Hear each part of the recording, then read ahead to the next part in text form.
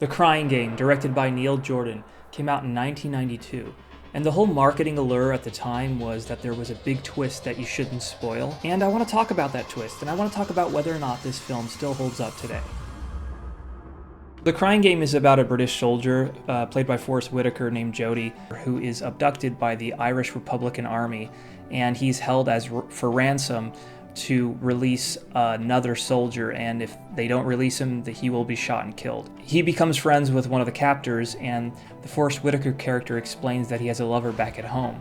As the movie goes on, unfortunately, the character dies, and the captor is just riddled with guilt, and he decides to track down this lover that Forrest Whitaker talked about.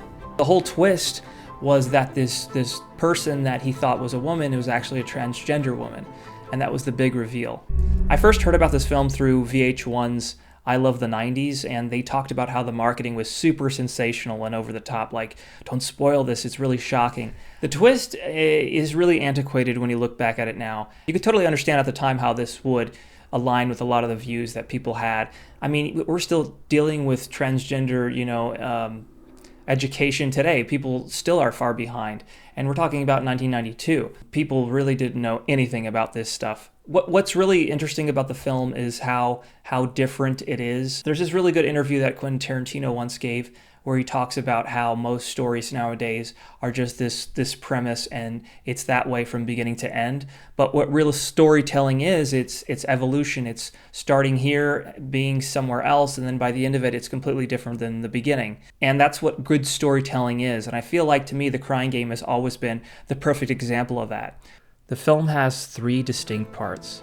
It starts as a war movie about the Troubles in Ireland. Then it shifts tones and becomes a romance, and then that bleeds into what becomes a thriller. Really well-written script, which went on to win the Academy Award. The film opens with one of the most brilliant choices of music, When a Man Loves a Woman, a classical song that, once you know what happens in the story, has so much deeper meaning. The use of this song is just a touch of genius. But to me, what really holds the film together is Jay Davidson's performance as Dill. It was almost impossible to probably find somebody who could fit this type of role. And Jay Davidson gives such a powerful performance, but not in a exuberant way, but a very subdued, naturalistic, down-to-earth. I think Jay Davidson should have won the Academy Award that year.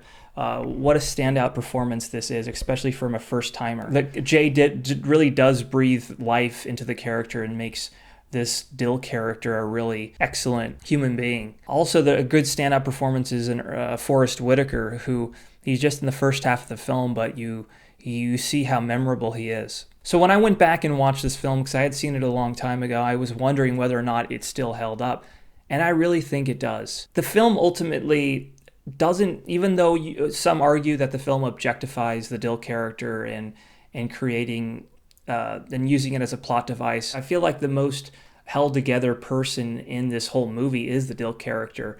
They're almost the most well-rounded, reasonable, sane person there is. I feel like the film doesn't really take sides. I feel like it's just showing. And in fact, if you were going to argue something, I feel like it's more on Dill's side. There is this controversial scene where the Stephen Ray character reacts very negatively, hits the Dill character and throws up when he finds out that the Dill character is a transgender woman. And we see it. There's actually like a very full frontal nudity part. A lot of people see this as, transphobic, but I mean, in context of 1992, it's pretty accurate of how somebody might overreact in a horrible way. What I do love about the movie most of all is, regardless of the out of touchness it may be in using this as a plot device, I think the ideas behind it still hold up today. Even though the Stephen Ray character is a very conflicted character, he could definitely sort of work as a stand-in for the political turmoil that's going on in our country right now. I think the most powerful thing about The Crying Game is this idea of kindness. The kindness that the Stephen Ray character has. Despite his political beliefs, he still manages to find a friend in the Forrest Whitaker character. And despite his sexual orientation, he's still able to find love in the Dill character. And this idea that no matter what, In the end, that's all that matters, is just to be kind to one another. And I think that's what The Crying Game was trying to say back in '92, and I still think it holds up because that's what we need to hear today.